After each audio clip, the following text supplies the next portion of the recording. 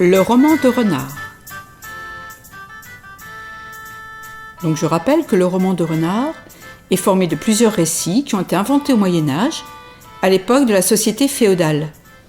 Ces histoires étaient racontées oralement de ville en ville, à un public composé de bourgeois et de paysans. Elles sont devenues rapidement célèbres et elles ont été transcrites sur des parchemins aux alentours de l'an 1200.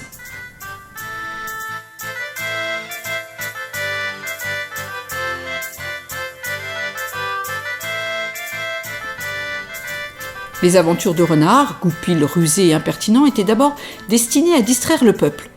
Elles faisaient rire les paysans et les bourgeois, qui oubliaient pour un moment la dureté de leur vie. Mais en utilisant des animaux pour représenter les hommes, les auteurs se moquaient aussi de la société de leur époque et la critiquaient. Le roman de Renard est donc une satire.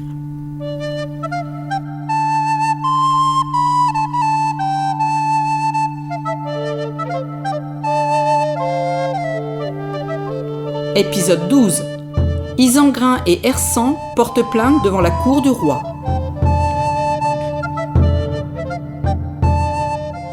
L'hiver vient de se terminer. La rose s'épanouit et l'aubépine est en fleurs. Le roi noble, à l'approche de l'Ascension, convoque toutes les bêtes en son palais pour tenir sa cour. Tout le monde accourt, sauf Renard, ce mauvais larron, ce fourbe. Et tous se mettent à l'accuser devant le roi, se plaignant de ses ruses et de son orgueil.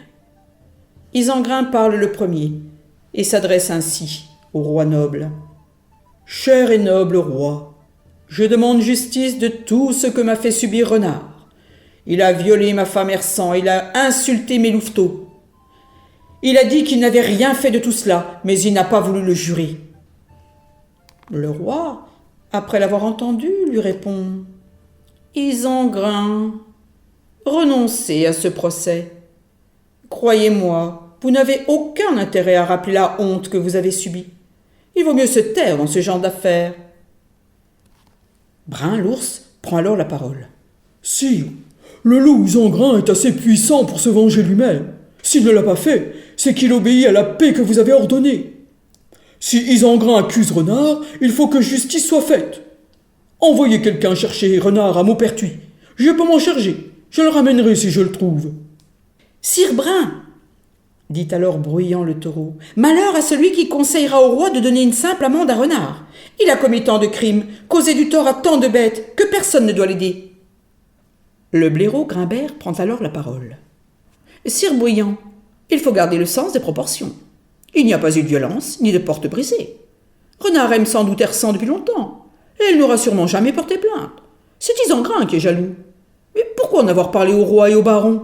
Tout le monde va se moquer de Dame Hersan maintenant. » Ces paroles font rougir Dame Hersan, et elle répond en soupirant. « Vous avez raison, Sire Grimbert.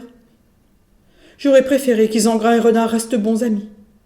Jamais Renard n'a rien fait de mal avec moi, je le jure.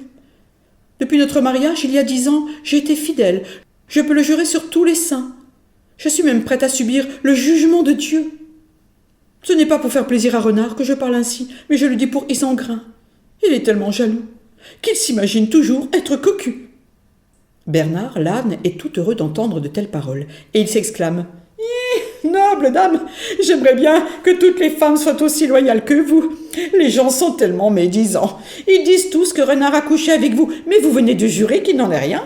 Oh, roi noble et généreux, faites grâce à Renard. Je vais le chercher si vous voulez, et il paiera l'amende que vous déciderez. » L'assemblée déclare alors « Sire, convoquez encore une fois Renard, et s'il ne se présente pas devant la cour, il faut lui infliger une correction dont il se souviendra. »« Vous avez tort de vouloir à tout prix juger Renard, dit le roi noble. Malgré tous ses crimes, je ne veux pas l'humilier.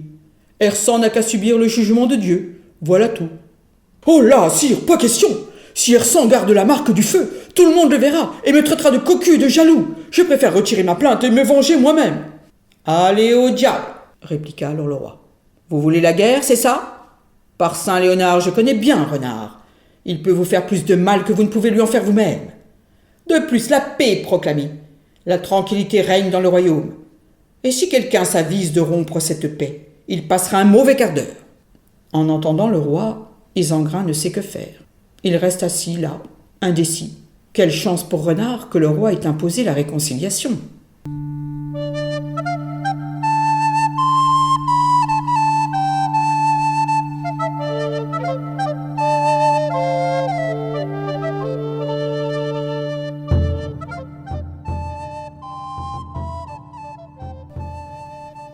Épisode 13. Chanteclair, Pinte et ses sœurs demandent justice.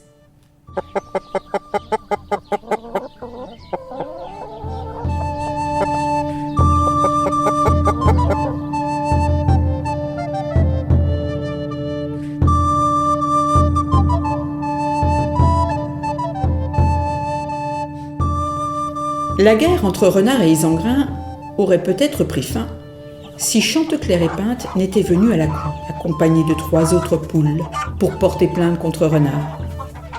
Il y avait Noire, Blanche et Roussette, qui tiraient un cercueil où se trouvait une poule morte la veille. Renard s'était acharné sur elle à coups de dents, et il lui avait arraché l'aile et la cuisse. Chanteclair et Pinte arrivent donc en frappant des mains et en criant « Ah mon Dieu, noble bête, aidez-nous de vos conseils. J'avais 5 frères, Renard les a tous dévorés. J'avais 4 sœurs, certaines très jeunes et d'autres déjà magnifiques. Gombert de Fresnes les engraissait pour qu'elles pondent. Le pauvre, ça n'a servi à rien puisque Renard les a toutes dévorées et n'en a laissé qu'une. Ah, Copette, ma chère sœur, vous étiez tendre et grassouillette. Comment vais-je pouvoir vivre sans vous? Renard, que le feu de l'enfer te brûle! Combien de fois nous a-t-il pourchassés, persécutés, poursuivis jusqu'aux barrières en déchirant nos robes? Hier, il a jeté devant ma porte le cadavre de ma sœur avant de s'enfuir. Gombert de Fresnes n'a pas de cheval rapide et il n'a pas pu le poursuivre. Je ne trouve personne qui veuille me rendre justice.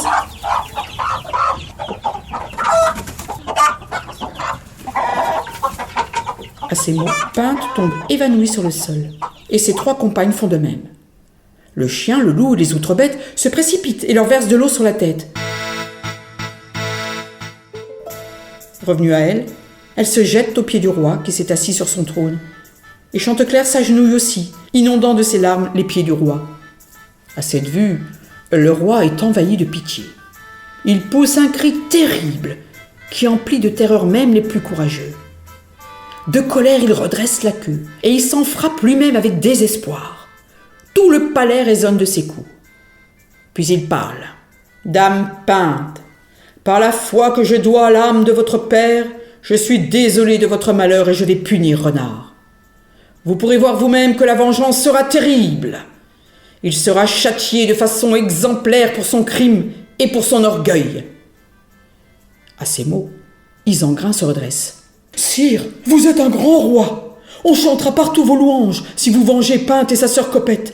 Je ne dis pas cela par haine, mais à cause de la demoiselle qui l'a tuée. Je suis très triste de voir ce cercueil et le malheur de ces poules, reprend le roi.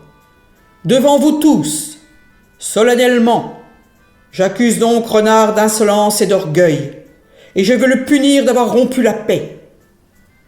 Mais d'abord, il y a plus urgent. Brun, vous allez prendre une étole, et vous prierez pour le repos de cette âme. Vous, seigneur Bruyant, creusez une tombe dans ce champ, là-bas. Au commandement du roi, on célèbre donc les funérailles de Copette.